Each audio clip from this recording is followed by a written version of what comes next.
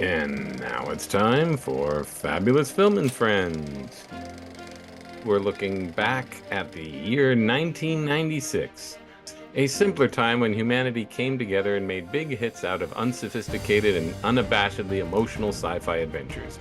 We're talking Independence Day, directed by Roland Emmerich, and starring Will Smith, Bill Pullman, Jeff Goldblum, Judd Hirsch, Margaret Colin, Mary McDonnell, Robert Loggia, James Rebhorn, Brent Spiner, Vivica A. Fox, and Randy Quaid, along with Star Trek First Contact, directed by Jonathan Frakes and starring Patrick Stewart, Frakes acting, Brent Spiner again, Levar Burton, Michael Dorn, Marina Sirtis, Gates McFadden, Alfre Woodard, Alex Krige, and James Cromwell. I'm Gino Caputi, your host, and returning for the follow-up to our sci-fi 1994 episode, which compared Emmerich's Stargate to the previous TNG Star Trek film subtitled Generations, our author hypnotist Joe Field and Utah IT tech and reformed TNG superfan Burton Brown. Gentlemen, welcome. Before we get into it, the synopses. The people of planet Earth are utterly astonished and horrified when on July 2nd, 1996, an enormous spacecraft, half the size of the moon, launches 10 city-sized, smaller spacecraft over the world's major cities, which proceed to blow them to smithereens. It's up to President Tom Whitmore, ace fighter pilot Captain Steve Hiller, an MIT genius, yet still only working at a cable company, David Levinson, to devise a plan on Independence Day to stop the alien army. And you can clap politely when I mention the title in the synopsis. In Star Trek First Contact, Captain Jean-Luc Picard's old foe, the cybernetic Borg, returned to conquer the Federation for once and for all by traveling back in time to the mid-21st century to stop warp drive pioneer Zefram Cochrane from making first contact with an advanced alien species. Picard and his brave crew of the brand new USS Enterprise E risk losing their ship and being stranded in the 21st century forever when they follow the Borg into the past in order to thwart their nefarious plan. Bert, gotta pick on you first. Which film did you prefer, and did First Contact help or hinder you in your recovery from profligate Trekkiness? Well, I think I'll give Independence Day the nod as the better of these two, but I like this Next Generation one as well. It's so much better than the last one. It was just I'd still watch it again, even though I just watched it a couple days ago. I'll watch it again.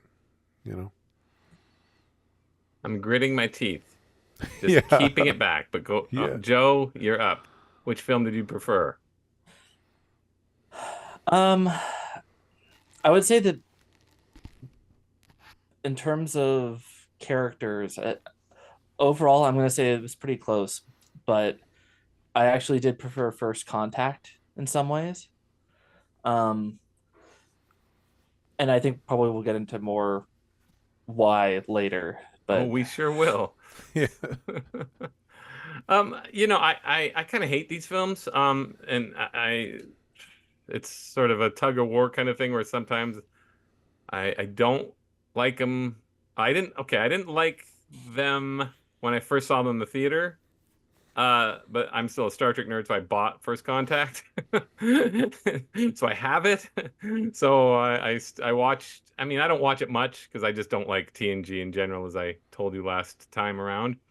This time around, maybe a hard week. I don't know. I didn't hate either film this time, but that said, they're still pretty bad. I mean, I just like, I just think Independence Day is the grandfather of the films that we have today, which is just mindless bullshit. And you just watch it, and you go, yeah, there's something quaint and fun about it that I took for granted when I was alive in the 90s, that it's just sort of gone today. There's sort of there's an innocence that I didn't see back then, because that's all movies were like that in a sense.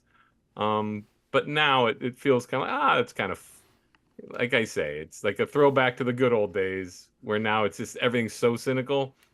But it's still just a pile. It really is like a Love Boat episode with visual effects. It just is. It's corny.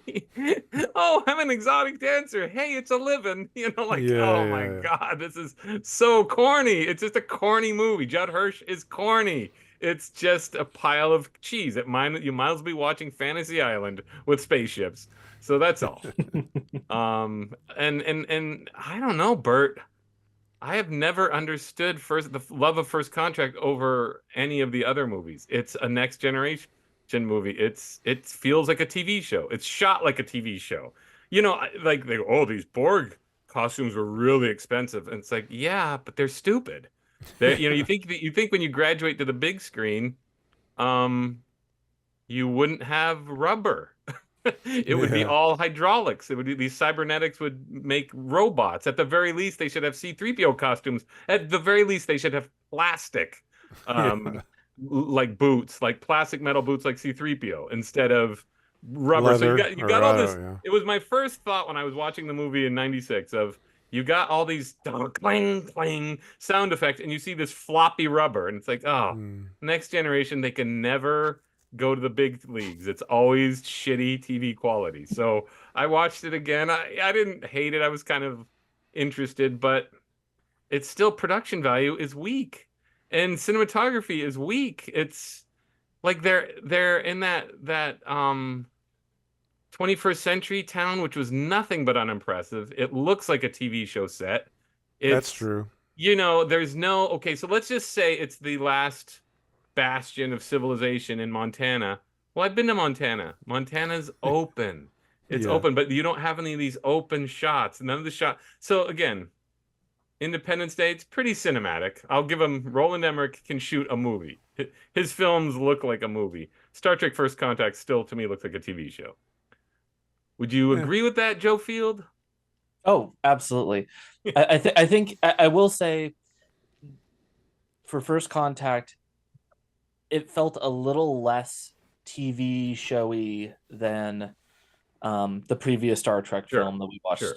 So there were some shots that I thought looked better. I felt like there were some improvements in terms of some of the practical effects and some of the CGI, I guess, as well. Or I'm thinking of some of the battle scenes, for example, in space. Not that But yeah, I don't like that battle scene. I think it's nothing but uninspired. I mean, I don't necessarily think it was very good, but I think it was a step up from where it was previously, is sort of what I'm saying. And I think there were certain aspects that I liked. Part of me wondered if the reason why some of the things look so TV showy, I guess, is because they're trying to make sure that it matches up with the TV series, and felt that consistent constraint of like, oh, we need to make sure that everything No, looks and I, feels I would disagree. consistent. I wouldn't give him the benefit of the doubt. Remember, Okay, well, remember, as we saw in the last film, the Enterprise was destroyed. So now they have full reign. And I will say this about First Contact: the first 5 minutes, where you have that pullback of him on the Borg ship, oh yeah. and then he's like washing his face, and it's the old nightmare within a nightmare routine. Yeah. That seemed, at the very least, it seems like you're watching a motion picture. Like, okay, we're in movie, and the first shot of the Enterprise going through the nebula is impressive until it leans, till it turns toward the camera, and it has no sense of scope. There's no sense of size, which even Star Trek the motion picture, they didn't quite nail it. Nobody's quite nailed. Like, I've been on an aircraft carrier before, and an aircraft carrier, if you're standing on the deck of an aircraft carrier, it's huge. It's enormous. These are giant ships. So if you're going to take the first person view of it flying by you, it's going to take at least 10 to 20 seconds. And maybe they don't have the time, but I just think it doesn't look that impressive. So it's like, but forget my nerdiness there. It still seems like, okay, we're in the realm of, it's a new ship. I do like how they start in the conference room, and it's all like, there's no huge launch of the ship. There's no giant backstory. They're just saying, yeah, we're not going to go fight this battle. And that's all fine. I think the moment the film first starts going off the rails is the introduction of Alfre Woodard and James Cromwell, Zephyr Cochrane. That's where it starts.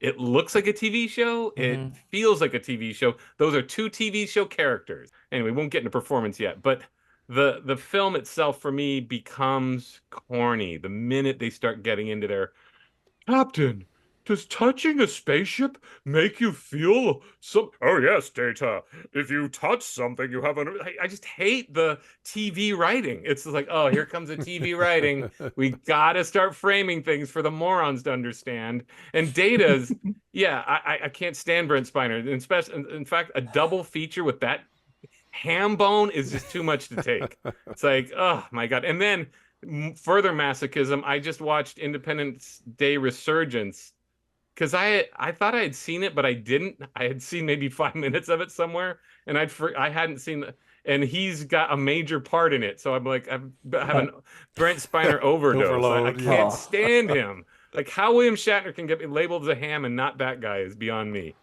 You know? Anyway, I just think the minute the Borg start taking over, it's just TVville all the way. There's just nothing impressive about this movie. Mhm. Thoughts, Bert? I'm sorry, I'm hogging, but you're getting me on a tirade. Next Generation, I'm always ready to attack with that show. I will say this, Bert. Remember Best of Both Worlds, the 2-part episode with the Borg? Yeah, the cliffhanger. Yeah. Yeah, that was Yeah. much better than First Contact. I think. And I think that's why this was. Well, I agree, but Yeah. I think that's why I liked this one because it was like, oh, they're bringing the Borg back, and the Borg are the undefeatable foe. Right. They're the Kobayashi Maru Right. of Next Generation. But it was way more exciting when Riker had to decide that he was going to kill Captain Picard. Right.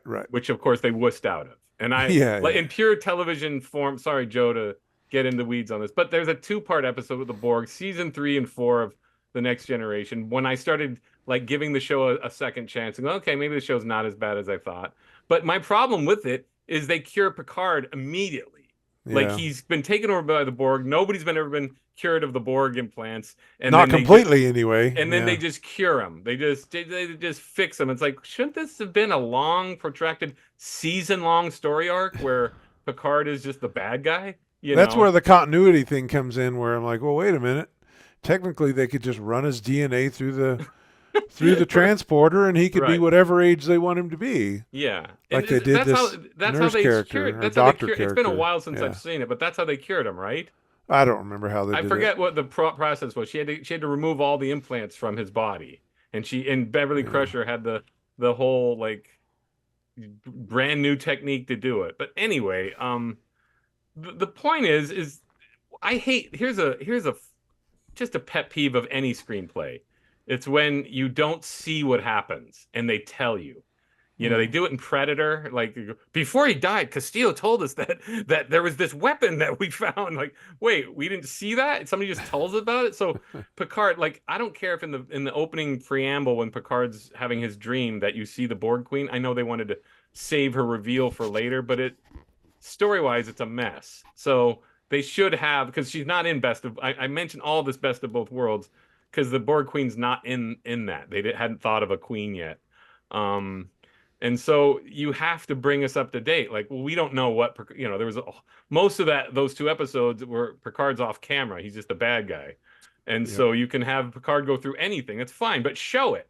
Because suddenly in the 3rd act of the film, he goes, oh, yes, I remember you. You wanted to mate with me. Yes, I remember. And it's like, this is so stupid. We didn't see any of this, so there's no tension. I don't care. He can say that, but we don't feel it. So there's no tension between Data and him fighting for her attention.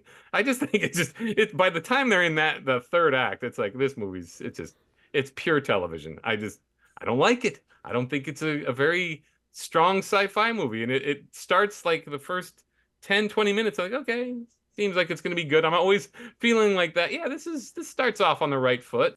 No, it seems like both of you seem bored out of your mind. You're not going to defend it? Defend it. I'm here to fight. I'm like, Picard, the line must be drawn here. Well, I don't know. I just personally enjoyed it. There was a ton that I thought was silly, and a ton, I totally agree that it was, episodic or TV episodic, whatever you want to call it, television production. And there was I didn't ever like this. Oh, what is his name? You've already said it 3 times. The Cochrane character, um, Uh, James from Cromwell. I've yeah, never Zeph. been a huge fan of his. He's okay, um, but it's like, mm, uh, I think it could have been done better. This gets into Independence Day. The Borg are too powerful for them to lose the way they do. Like I've never Hmm. bought the whole because their organic tissue dies when with the leak that then they die. It's all just seems kind of lazy. So it's like because they were so powerful to beam on board undetected and they infest, these implants are I guess nanobots, right? These nanobots just grow in your body and make you Yeah, yeah, yeah. so that's a pretty cool idea. The Borg has always been a cool idea. I think very poorly executed. It always looks like you're looking at people in a Halloween costume, at some goth Halloween party, and they're mm, they're not as cool as they need to be for the movie. Even every shot with the women with their arm cut off, that could be really cool. It's just not cool because it's so gloopy. And what's wrong with the idea of Star Trek: The Motion Picture, where V'ger creates all those nanobots and micromechanisms to create Ilea. So fine, they can be humans who are just all robots. I think that's a much cooler idea. You don't need the stupid. Well, so who to answer me this somebody who's in the engineering deck producing all that rubber and all that body armor? Like, is that supposed to be the Borg implants infesting the body? That looks so dumb. Just have all these like mechanical parts. But when they show the arms being fitted with drills and saws, it's like, guys, Yeah, it's yeah. like my same problem with the flashlights and Generations. This is the 24th century. How about like lasers? How about like EMP cannons and how about actual cool like they got saws, they got drills. He still Yeah. has like like a little drill bit crushing his eye in the beginning of the film. Like that looks so dumb. Like And why? What would be the point of that? yeah, That's just a exactly. They torture didn't pop. thing. They didn't pop. Well, I guess they drilled because Yeah. he had the locutus eye thing, right? Right. But You not know, right through the eyeball. Well, I don't know. yeah, well, Maybe. maybe they did, but again, it's supposed to be like a disease, right? It's these.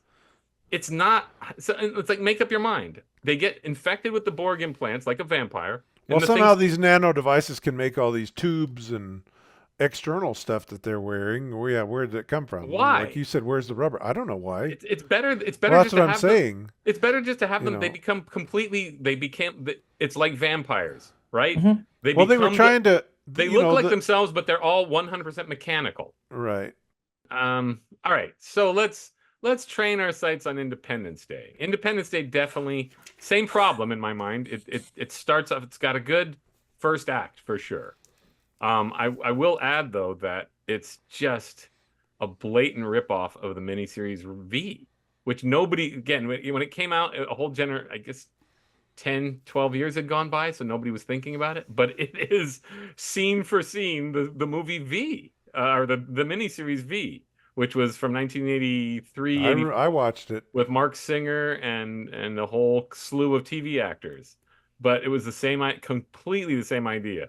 So I've always been like, yeah, I don't know why this movie gets such a pass. It's a ripoff. It's a Yeah. flat out ripoff of a much more interesting story, which V was an allegory about the Holocaust and rounding up scientists and people. V probably holds up to this day. I haven't seen it in years, but all the scientists get rounded up because they know too much about what's going on, and basically the aliens want to eat us and they want our water, Yeah. and so all the scientists get rounded up and then sent into camps. So it was a space age Holocaust allegory. Mm. But this movie's just a slapdash, like flat out. It just feels like we're watching Love American Style or something. Sorry for all these 70s references, Joe, but you got to understand in the 70s shows were like this, just very like human interest stories set on one theme. So if you have the Love Boat or Fantasy Island or Love American Style was more of a anthology series, but that kind of thing where there's this sort of trapping, but in the middle of it are all these heartwarming, heartfelt human interest tales. So it just feels like that to me, and it's real. And again, ending is. Who here was satisfied with that ending? Joe, you satisfied with that ending to Independence Day? No, not really. Um, I mean, I think in general for the movie, I don't know. It struck me as a little bit unfocused. Yeah, like Um, Stargate, right? very much like Stargate, actually, and even, I mean, it took like almost an hour to get to the point where it's like you felt like this is what they actually wanted to talk about for the rest of the film. Right. So like it almost made me it reminded me very much of Stargate in the sense of it being like, okay, so here's our kind of preamble to what we actually want to do, well, it felt like with the movie what they actually want to do is they want to have these cool fights of flying around and planes and this how to destroy this terrible threat and stuff like that. But they spend like the first 45 minutes just like talking about, okay, so what are these things, what are they doing here, and going through all these different characters in no considerable depth, Right. just to kind of establish that they exist, I guess. Yeah. And not really much more than that. Right. And I felt like there were certain side characters who you could have just cut from the film and it would have been better, a more tight, concise narrative than what they had. That whole Pee Wee Herman / Keanu Reeves son of Randy Quaid's could have gone. I would have cut him out immediately.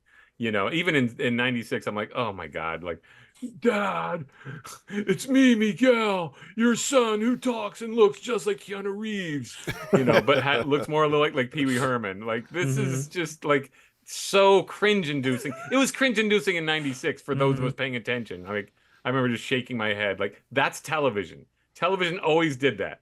Grab whatever hit, whatever fad is going on, and let's put it in like when Eric Estrada delivers a baby on a disco. It's just like whatever fad is going on. Television always just felt like TV to me. It didn't have its own voice. It definitely doesn't have its own plot. They swipe V, and then they then they make it so incredibly hard to beat, which I hate. And I say Independence Day is the grandfather of it all. Like, okay, they're way too hard to beat. A nuclear missile won't destroy them.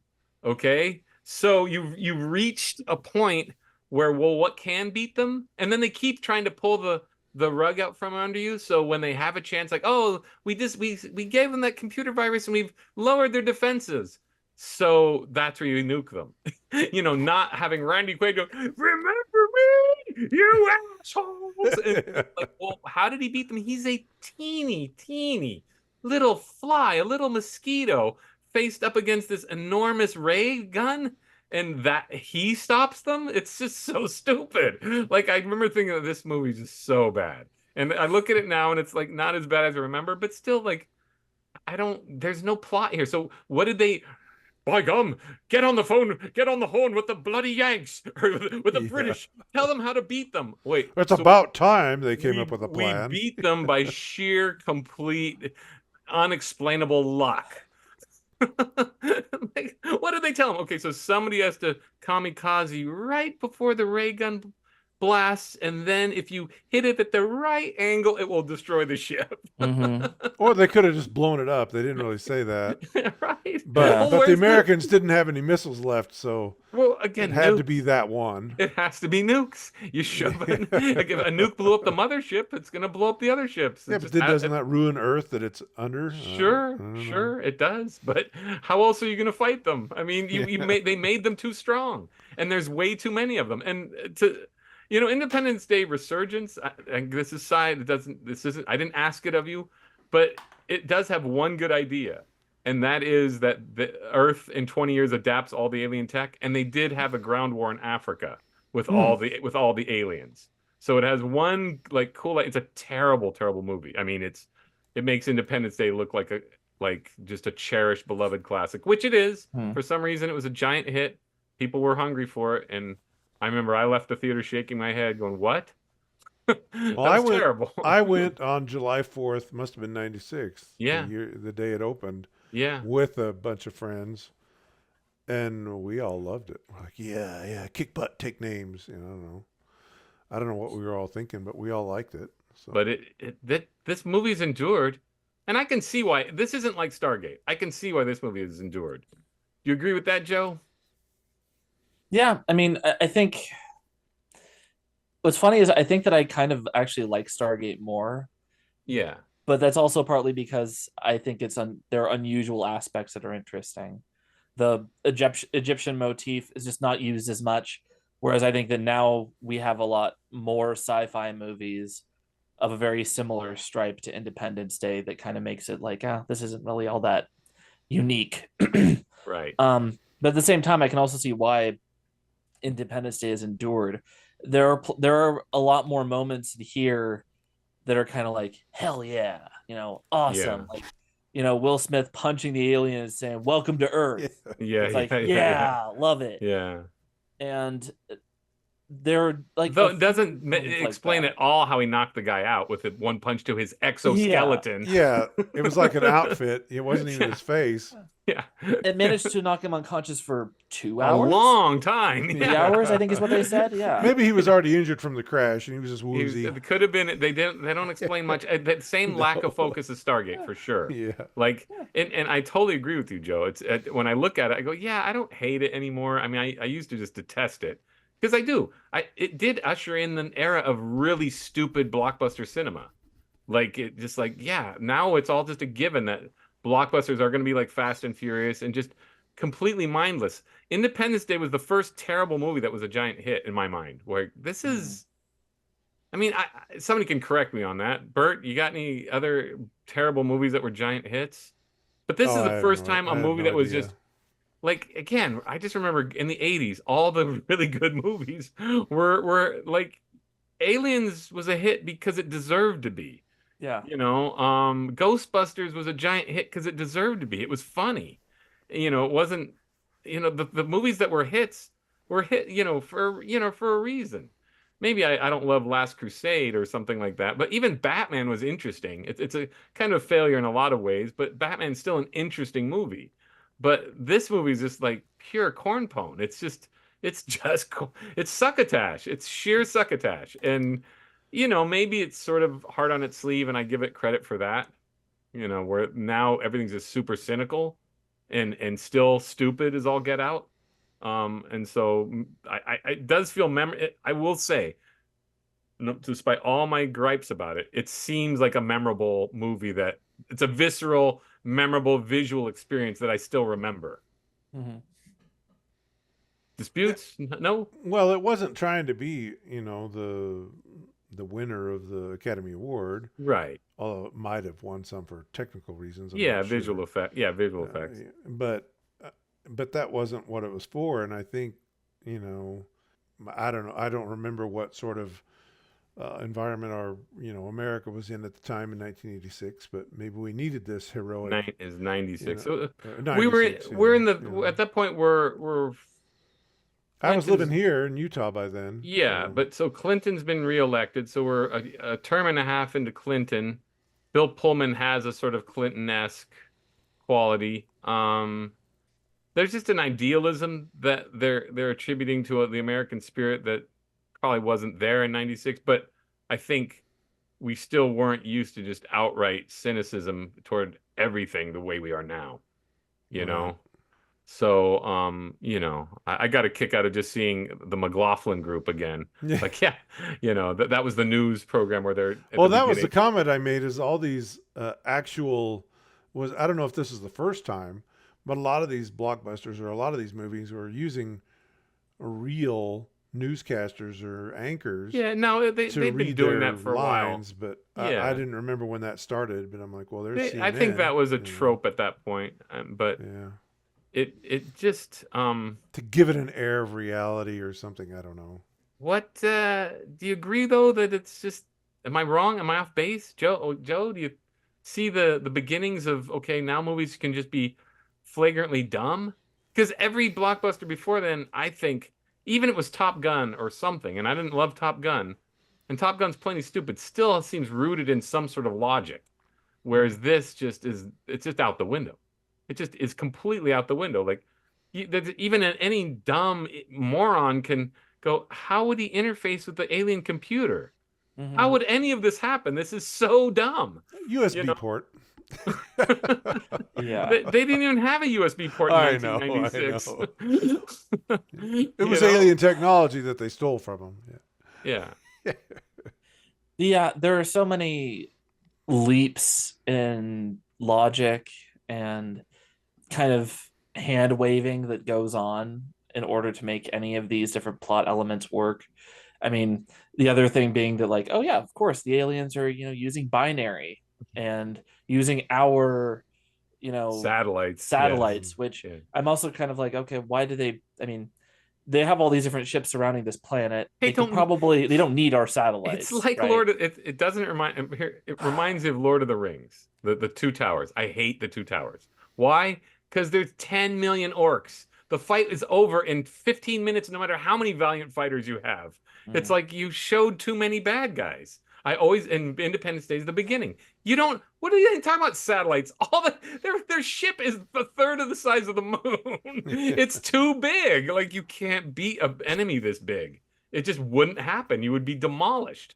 It's fine. Have them destroy the Earth and the survivors steal a spacecraft and fine. And they have to, like, there's any other story to tell, but this story doesn't work at all. I'm like, this story doesn't. You either you just clamp down on how powerful the aliens are, or you don't, and we die. And it's this problem. And Independence Day is the beginning of that, where we can't possibly win. Joe, did we miss a point to this movie? No matter how different we are, no matter our walks of life, we're all united in our common humanity. I got that. Yeah. That was a stirring speech. We will not go quietly into the night. Yeah. All right. Well, let's just real quick just talk about the cinematography. So, anything you note? I mean, obviously, Joe, anything jump out about cinematography in either film? I didn't think either were particularly impressive. I do think that it was better in Independence Day. I mean, at the very least, Independence Day, you do get a sense in general of the scope of things. Like, you're actually getting shots of entire areas. If they're flying over a desert, you're getting desert shots. If you're over a city, you're getting city. There's at least a sense of, like, this is the real world, and there's big scope, and it's happening everywhere. Whereas, like, we kind of have already covered with Star Trek, it's like they rented out like half an acre somewhere in the middle of nowhere to LA, shoot all just their outside, scenes. just outside LA. And it's like, oh, and we're gonna pretend like this is a civilization when it's really just like a bar and a couple of huts. So I mean, I don't think there's too much contest in terms of how things are shot. That Independence Day is better. I still didn't think it was actually that.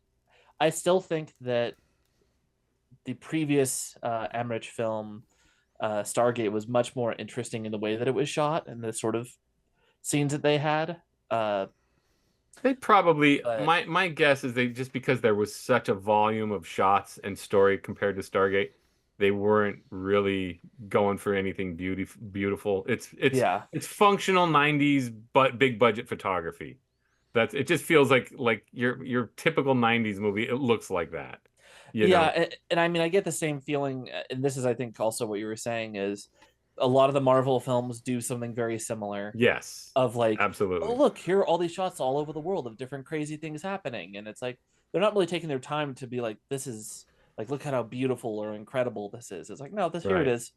Yeah. I mean, and in their defense, they don't need to. It doesn't have to be beautiful because they're just shooting action, So this isn't artistic. It's really just sort of bare bones storytelling. So it just has to look I mean, it's still I'd say overall it's a basically impressive looking production.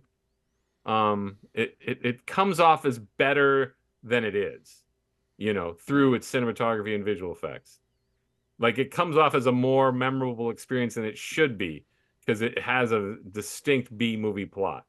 But it's not funny. You would say, oh, but they're just having fun. It's just a good solid time. But the movie's not funny enough to warrant that. No. You know? Honestly, I think that Will Smith, well, I mean, we'll get into actors later, I'm sure, Sure. but like, I think that he really is. Very soon. Yeah. We have I nowhere think, else to go. yeah. Honestly, if you took him out of the film, I don't think it would be half the success that it is. Because his character brings a sense of levity and fun to it and I think, I mean, I know you said that you actually liked seeing Jeff Goldblum in here. I didn't care for him at all. He's totally contrived. I just like Yeah. seeing him as a young man again. That's all I Sure. meant. Okay. I've always found his part to be nothing but contrived. It is. It's contrived. It's boring. Honestly, a lot of the time, just very obnoxious, to me at least. And again, without Will Smith kind of moving things forward in an entertaining, if not odd direction, considering all the other characters who have such a sense of like, oh my gosh, the world's ending, and such, I almost want to say gravitas, but they don't really make that happen. Melodrama, I guess, is a better way to put it. All these other characters who are very melodramatic with what's going on, having somebody who's fun and brings levity to it, it's like, okay, this changes the movie from being just a total drag into something that's like, oh, there's moments of fun. Like, this is a fun popcorn movie to watch. Face it, Steve. NASA's not going to take you because you're dating a stripper. Like, oh yeah, because no astronauts ever screwed a stripper before. Or worn adult diapers. It's just so like, oh, this movie. Anyway, no, it's just such a pile of cheese. I mean, it just this huge chunk of cheese, and I can't believe people didn't laugh. I mean, I still go, I just can't believe people liked this movie. It's so like, again, I can tolerate it. It's fine, you know. If I hadn't seen it, and I haven't seen it probably in a good 15 to 20 years. I don't know how long ago. I think I showed it for my kids once upon a time. I have a copy. I'm one of those masochists. I have a copy of it. I found it at Big Lots for $3. I went, it's worth a look. So I bought it, and so I dusted off. I had never even watched it. Honestly, it was still like barely. I still had the tape on it, the seal on it, and I watched the extended cut, which I don't know which version you guys saw, but there is an extended version that I watched where Brent Spiner explains to Jeff Goldblum how to operate the spacecraft, which I hate when they cut out scenes like that. It's like, that's a big scene that I needed for me to like the movie more.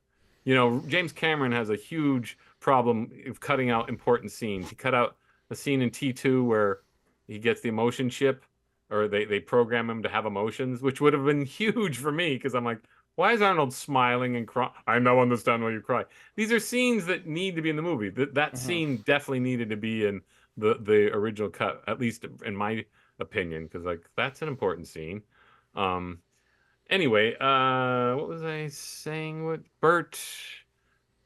do you got? What were we talking about? I'm sorry. I'm hogging this conversation today, Jen. Cinematicness, or yeah. cinematography stuff. Anything you want to defend about Star Trek versus? Was there a better shot in Star Trek First Contact over anything in Independence Day? No, I mean, I like the ship initial stuff when they were introducing the D or E or whatever it was. Yeah. I'll give the shot on the Borg cube. The opening shot on the Borg cube with Picard is fairly good. It still holds up more or less. Yeah, and then on Independence Day, I don't know if we're going to touch on effects later or what. Sure. We're talking cinematography. Yeah, so. It was. It seems like back then they made a big deal about that shadow effect. Like that was ILM was doing that, or whoever was doing their. No, it wasn't ILM. ILM didn't do the effect. It was something special about that moving shadow across the Earth, and then as it went up the Washington Monument in DC, there was a big deal about that. I remember that back then. Yeah, like this was some new stunning special effect, and maybe that's part of why they won, that Oscar you said. And then the other thing that I thought was cool in the movie, and I'm like, how do they do that? I mean, I know it's all models, or it wasn't really computers back then. Maybe was it? I Yeah. don't know. Yeah. For Independence Day, yeah. Both movies have CG in them. Yeah, but I think the one was a semi-practical mix, or maybe it's a mix, where when they blow up the various cities, the fireball moves through the streets. It doesn't like rise up; it Yeah. moves through the street, and it turns out they had the model set of the cities, and they turned them upside down. So the explosion would stay up on the streets, and then they just filmed it in a way to make it look like, right set up. I can't explain it all, but I remember hearing that, and I thought, well, that was pretty cool. That's what I like about both Stargate and Independence Day is it wasn't just this over-reliance on CG. That you can see a lot of the spaceship shots are models. And that gives it a little bit more of a tactile, realistic feeling, even though it's kind of fakey. But it still feels like you're in the world seems seamless. I don't stop and go, oh, those are all CG shots, except for when the ships come out, except when all the fighters come out. Then it becomes CGville. Well, and I didn't like it how they were tossing the cars in the streets. I thought that was a little weird. Yeah. Is that the only way they know how to throw cars? Yeah. Seems like I've seen that in other movies before. Yeah. But real quick, Jerry Goldsmith versus David Arnold on the music. Anything of note? I will start us. I bought the Star Trek First Contact soundtrack immediately. I like Jerry Goldsmith's First Contact theme. I don't love. Yeah, I like this one. Yeah, I don't love David Arnold's music, the Independence Day music. I think it's a sort of a mishmash. It doesn't sound quite American. It doesn't, it's supposed to be Americana. I just don't think it's a very interesting theme. It actually, to me, sounds like he ripped off Patrick Doyle's Much Ado About Nothing music. But anyway, that's just if anybody knows what I'm talking about. I don't. I just don't find it a very particularly memorable. I'm not quite as highbrow as Joe. No, I listen to soundtracks. But I think Jerry Goldsmith, I don't love most of the score of Star Trek First Contact. I think it's pretty small and not one of his best works. Because, again, the visuals don't lend itself to a grandiose music. That's true. His opening title music is really good. Yep. So, all right. So what we've all been waiting for is performance. So we got Patrick Stewart versus Will Smith.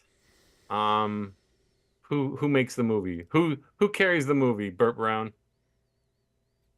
Well, I think we've already discussed the Independence Day that it is Will Smith. He's the top notch, or gets the top billing, or whatever you want to call it. But you can't deny Patrick Stewart's presence in First Contact, though. It's his. No, movie. I mean he was, but there was a lot of others going on, but you do have to have him because he's the tie to the Borg. I don't mean story-wise, but how well did he carry himself in that movie versus Will Smith? I thought it was fine. It was a Picard it was a Picard level performance. I don't know. Right. I think I think he goes over the top. I think he goes too far over the top. That scene where he smashes the plate glass window with the rifle, he looks like Michael Jackson. Well, he didn't. I know he didn't write that or direct that. So whose fault is that? I wouldn't have had him do it. Yeah. Anyway, Joe, thoughts? Lead actor, who do you prefer? Oh, Will Smith, 100%. I think, honestly, out of both movies, he was the biggest highlight out of either of them for almost any aspect. He was, I think, believable. He was fun. And he kind of never reached a point of overacting while still just, I don't know, not being afraid to have extreme reactions to things. Like, I could see it as feasible that, like, after getting thrown out of his ship and just being hyped up on adrenaline, that he'd feel like, yeah, I can go out there and punch an alien in the face. Why not? whether or not the scenario is at all realistic or conforms to anything that would be logical is, up for debate. But I think that him being the character, you could see that being like, oh yeah, totally, he would do that. It's just like run up and just, That's the movie that launched him into superstardom, though. So, and he does earn it in that movie because he became like, because he does ground the all the corn and the cheese, and he does sort of give it the central focus, which if you see the sequel, it's sorely missing because he's not there. But yeah, so then I guess we got Brent Spiner versus Bill Pullman or Jeff Goldblum, I guess. Or so I guess Brent Spiner and Jonathan Frakes versus Bill Pullman and Jeff Goldblum. So how does Bill Pullman do? And I've always thought Bill Pullman's a pretty interesting actor, but I don't really like him that much in Independence Day. So how do you guys feel about it? Bill Pullman, Brent Spiner. You said you don't like Jeff Goldblum. So what do you say? Jeff Goldblum, who's worse, Jeff Goldblum or Brent Spiner?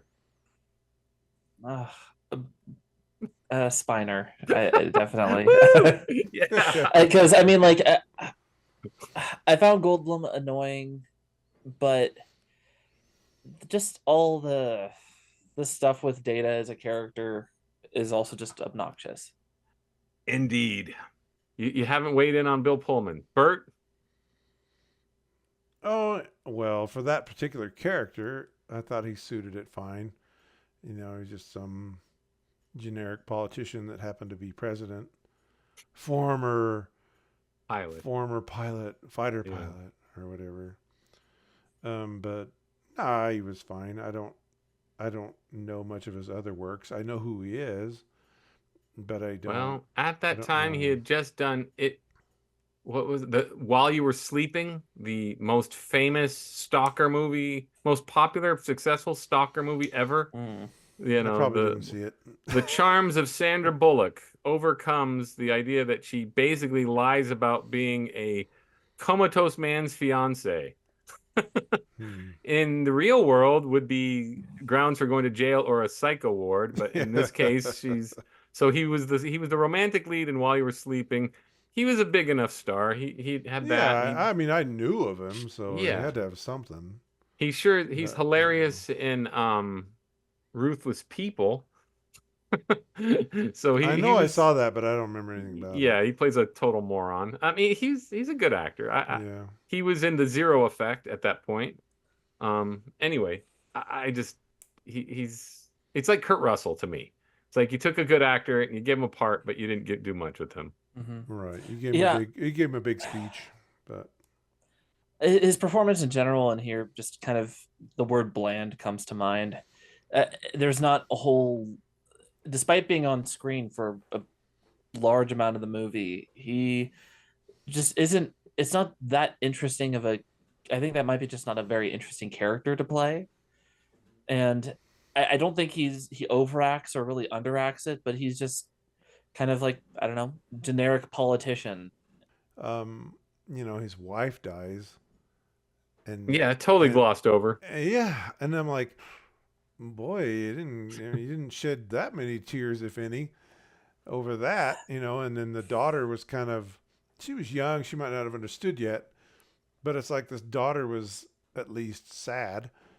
But I don't know. I just thought, wow, they just lost her, and the world survived, but isn't that also a great loss? I don't know.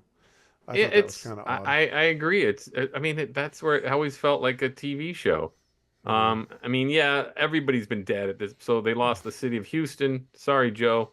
They lost all the Texas, everything. So at this point, it would be kind of hard for him to grieve too much, I guess, and so many other people are dead. But he got her back only to lose her, which you go, what's the point of this? Yeah. It not only did it seem pointless, but it also kind of punctuates like the weird choice for him to go up in a plane and start fighting, considering that he'd be leaving his daughter an orphan. Right. With, I guess we don't know where their extended family is, but there's a fairly solid chance they're all dead too. So absolutely. Why that couldn't be brought up as a plot point of like, I really want to go up there, They needed you know, pilots. because we need pilots. Or on the other hand, like the daughter coming up and being like, you need to go up there and save him or something. I mean, Yeah. granted, that would have still been pretty cheesy, but at least it would have been some sort of a tied up like Yeah. plot point, No. you know. For sure. For sure. It's are there any how about bad guys? So the aliens versus Alice Krieg as the queen. I think like Stargate, the aliens are a huge ripoff of our favorite Ridley Scott, James Cameron aliens. They're, I mean, an enormous, besides V, they just rip off the look of, I mean, everybody's been ripping off the aliens, the H.R. Geiger alien since 1970. I mean, what was that? The Quiet Place? All of them. Whether it's the Marvel movies, everybody's been ripping off that design. And so it's definitely time right now for somebody to come up with a different design for an alien, whether it's an amorphous blob, I don't care. But in 96, it was still new, I guess, and fresh to rip off that design. But I'm just nothing but unimpressed with that design, and more than ever now. Just like that design. But anyway, the bad guys themselves are, we have no idea what their deal is. Which at least the show they were ripping off, V, had a really good setup for who the bad guys were. So I just think they just once again told the story they wanted to tell, this human drama, but we have no read on the aliens whatsoever. The only read we have is that they're evil and they want us all dead. Right. I mean, like, because literally the only thing that happens, the only time they actually get contact with them, which Die. I thought could have been an interesting idea, is like, oh, Yeah. they can't talk to the people, but they can take people over telepathically and Right. communicate through others. But yeah, what do you want? How can we comply? Just die. It's like, really? That's what this sophisticated race of aliens is telling us to do, is just die. Right. Well, Okay, who said well, we they're can't comply with sophisticated? that. I mean, they can technologically, they can fend off a nuclear missile. They're pretty Yeah. sophisticated. Technical. You know, I mean, it's just, and their whole thing is like they go from planet to planet, just destroying things and collecting all their resources and then moving on to the next one. Right. It's just there's no, they're basically just set up almost as just an overall evil threat that has no actual way to reason with or anything. It might as well be a natural disaster. Right. Like, to some extent, like there's nothing good about them. That's what Roland Emmerich started doing afterward, is just disaster movies. So I don't know if you've seen his other stuff. Well, then he did he followed up with Godzilla, and I'm not going to subject you to Star Trek Insurrection and Godzilla. I just can't. I don't have enough time in the day. Honestly, I'm not watching those again. But yeah, then he did 2012 or the day after tomorrow. Then I gave up. Oh yeah, I gave up. I started giving up on his movies just because they became just these big cheese fests. Like, I don't know why I didn't give up after Independence Day, but I definitely gave up after the day after tomorrow. Godzilla was enough. His Godzilla movie is just awful. You seen it? A long time ago. I think I watched it when it first came out in Matthew Broderick? Yeah. 2004 or 6? No, 1998. Oh, was it that? Okay, yeah. I was a lot younger. 2 years later. Again, it was me the giant movie of the summer. I think I tried to watch that one. There's so many Godzillas I haven't. No, but that was his. Roland Emmerich and Dean Devlin. You know, from the team. All the eggs, right? Yes. Yeah. Okay. Yeah. I remember it. Yeah, it's awful. I mean, it's all, the Godzilla design's awful. It's just a terrible, but it's a stinker that kind of sent them on their trajectory of just straight to B movies after that. Mm-hmm. Then he did The Patriot with Mel Gibson, and again tried to be in the big leagues, couldn't compete. But people like The Patriot. My mom likes The Patriot. It's terrible. It's terrible. It just shows that you can't make a grown-up movie. It's just not in you. But anyway, any other actors of note? Anybody you want to bring up? Burt Brown? Who did I write down? Anybody? Oh, but real quick on the villains. I did actually like the Borg Queen. I thought that I think that for what she was, she actually presented an interesting kind of villain, femme fatale kind of thing. Although I don't really know why she was as sort of erotic as she was supposed as they made her, but I I thought that she think that's acted just it that's fairly Brannon well. Braga, the writer. He's a kinky guy. He just wanted, Yeah. but again, television kinky. So it just comes off as cheesy. It just Mm-hmm. comes off as some old guy in a cravat trying to, expose us to cyber porn kind of thing, Like, yeah, it's not, I don't know. It doesn't work for me because it's so cheesy. It doesn't feel erotic. And again, I don't think she should have any scenes with Data. I just think she would just like not care. He's a robot. Mm-hmm. He's already, whatever. You're just a robot. We're way better than you. You're like outdated because you Yeah. you aren't a cyborg. You're just an android. That's like that would have been cool to have that sort of prejudice, but Mm-hmm. they didn't even address it. Um, Well, there were no others in existence to be prejudiced against, so but that's a lie. See the that idea Bert, of it. that's a lie. Lore, their brother, Well, the was brother, he's commanding, dead though. but he was commanding the Borg. Remember, there's an Oh, episode that's where true. That's so see true. look, I'm not a huge Next Generation fan, but I watched enough of the show to know what's going on, and they don't address it. Fine, but she's like, yeah, we ate through your brother. Your brother's a moron, Mm. whatever.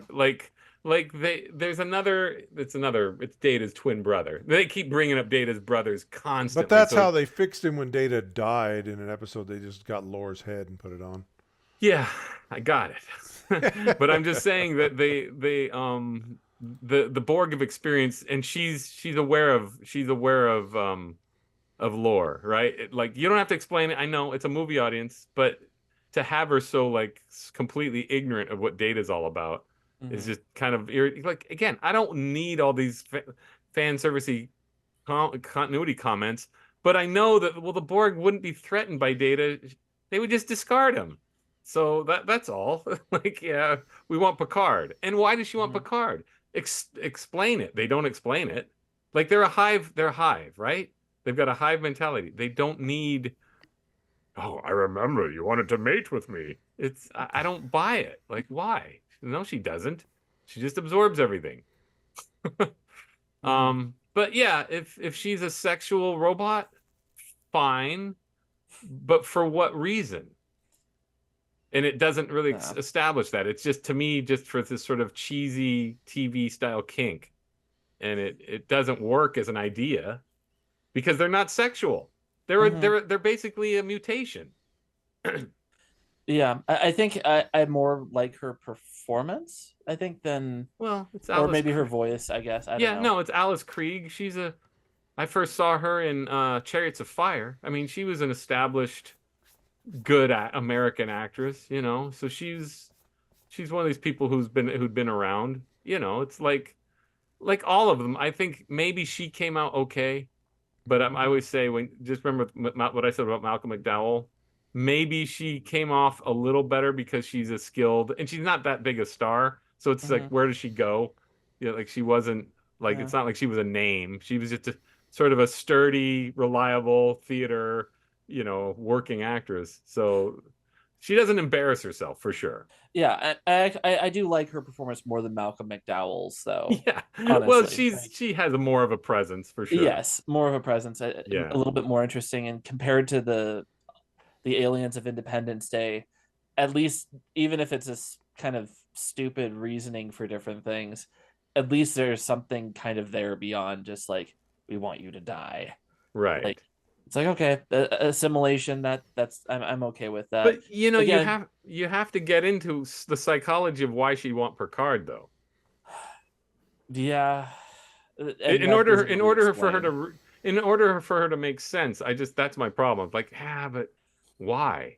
Well, I mean, why have some sort of a consort or whatever it is? Like we can both rule together. It's like, well, if you're a collective, Yeah. is anybody really ruling anybody? Right. Well, Um, that's the thing. They brought her in because they needed somebody to speak for the zombies, right? So to mhm. be the leader of the zombies. So it's like, oh, it's a hive but with a queen. So they all serve their queen. Okay, fine. Fine. We know bees have a queen and all that, and Mhm. aliens have a queen. So to me it just feels like so on the show, it was they were just a collective. So then they had to change that for this movie to work because they wanted a bad guy, basically, to speak for the Borg. Otherwise, the Borg would be no difference than Independence Day. But I don't think they're entirely successful. So I think Independence Day needed one voice that wasn't just die, you bastards, die. They needed somebody going, oh no, we'd like to share our technology as long as we can eat you. We need to eat you. We survive on humans. Like, whoa, we can't have that. There's got to be some deeper reason than. I mean, Ken, V already did it. We need you for food, baby. And there was the whole faction of in V. There was a whole faction of visitors because they were lizards. They were all lizard aliens dressed like humans. They made themselves look like humans, but they were deep down they were lizards, and they wanted humans to eat and they wanted the water, but there was a whole faction of peaceniks who were like, no, we don't want any parts of this. We want to spread we want to be peaceful. So there were different factions involved, and it was more interesting. And I guess Independence Day didn't want to do that because they wanted more scenes with Judd Hirsch. Recommendations, Bert. You recommend either film, despite the thrashing I gave them? Yeah, well, I would. If you hadn't seen Independence Day, I would tell someone to watch it. Again, it's like I'm not the type that just say, go in there and expect grand performances. It's like, it's just a good old pot boiler. And it's like Data in that one movie. Yes,